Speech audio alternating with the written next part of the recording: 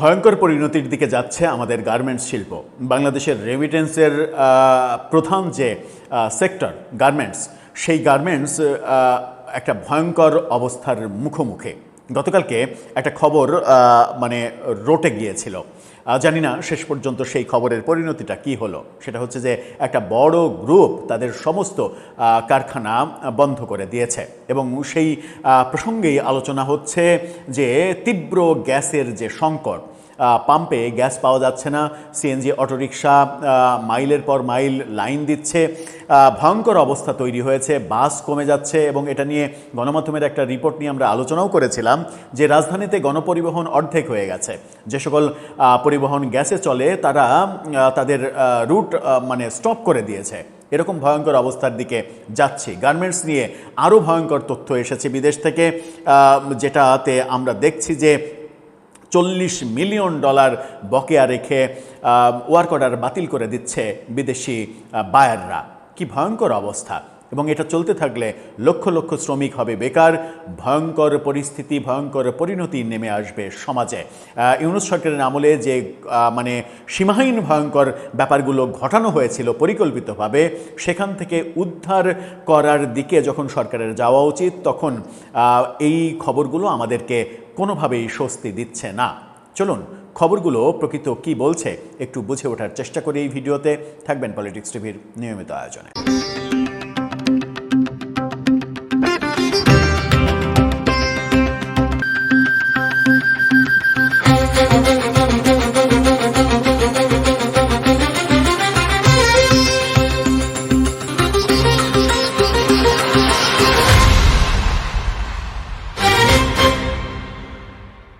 দর্শক, বলছিলাম ভয়ঙ্কর ভয়ঙ্কর সব খারাপ খবর আসছে গার্মেন্টস সেক্টর থেকে। গতকালকে একটা খুবই বাজে খবর ছড়িয়ে পড়ল।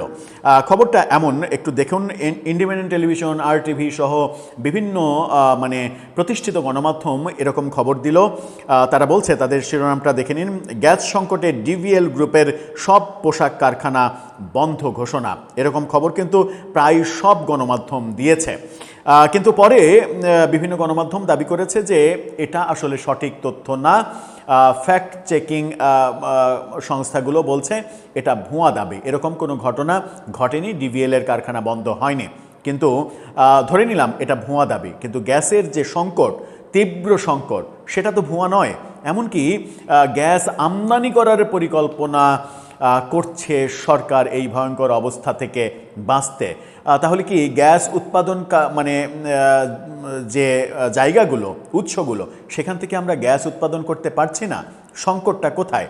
সংকটটা কি প্রকৃতিতে, নাকি সংকটটা মানুষের তৈরি কৃত্রিম সংকট?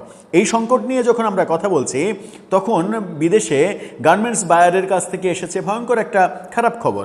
বিজনেস স্ট্যান্ডার্ডের এই খবরটা দেখে নিন। সেখানে বলা হচ্ছে $40 মিলিয়ন পাওনা শোধ না করে বাংলাদেশে অর্ডার স্থগিত করল পলিশ পোশাক জায়ান্ট LPP। এটা কিন্তু গার্মেন্টসের জন্য ভয়ঙ্কর একটা বড় বাজে খবর। এখানে বলা হচ্ছে যে বাংলাদেশের তৈরি পোশাক খাতের রপ্তানিকারকদের প্রায় $40 মিলিয়ন বা 450 কোটি টাকা পাওনা পরিশোধ না করে দেশে নতুন ক্রয়াদেশ বা অর্ডার বন্ধ করে দিয়েছে পোল্যান্ড ভিত্তিক আন্তর্জাতিক ফ্যাশন ব্র্যান্ড LPP।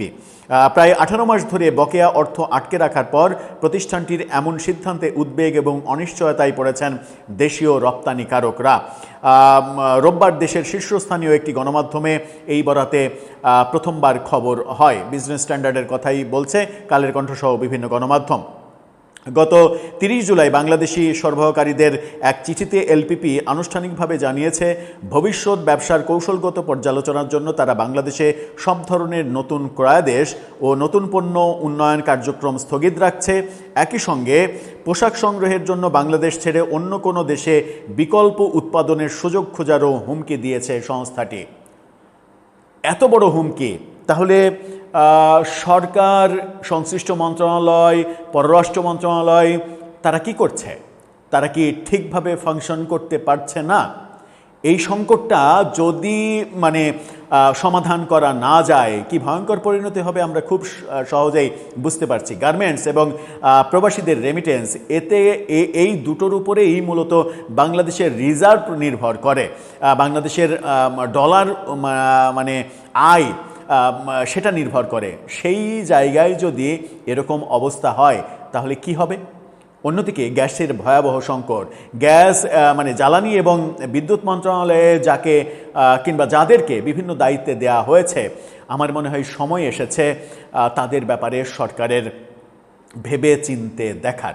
6 মাস তো হতেই চললো, এখন বোধ হয় মন্ত্রণালয়গুলো যারা চালাচ্ছেন, মন্ত্রণালয়ের বিভিন্ন সেক্টরে যারা দায়িত্ব পালন করছেন, তাদের আমলনামা চেক করার সময় এসে গেছে মাননীয় প্রধানমন্ত্রীর।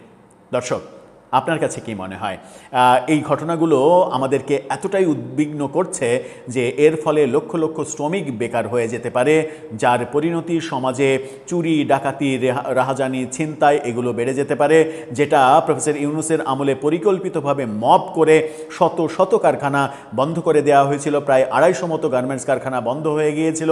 সেখান থেকে উত্তরণের পথ খোঁজার মানে যখন প্রয়োজন, সেটার কোনো ধরনের কোনো অগ্রগতি তো দেখছেই না, বরং আরও ভয়ঙ্কর খবর যেগুলো আমরা শুনছি সেগুলো কি বার্তা দিচ্ছে?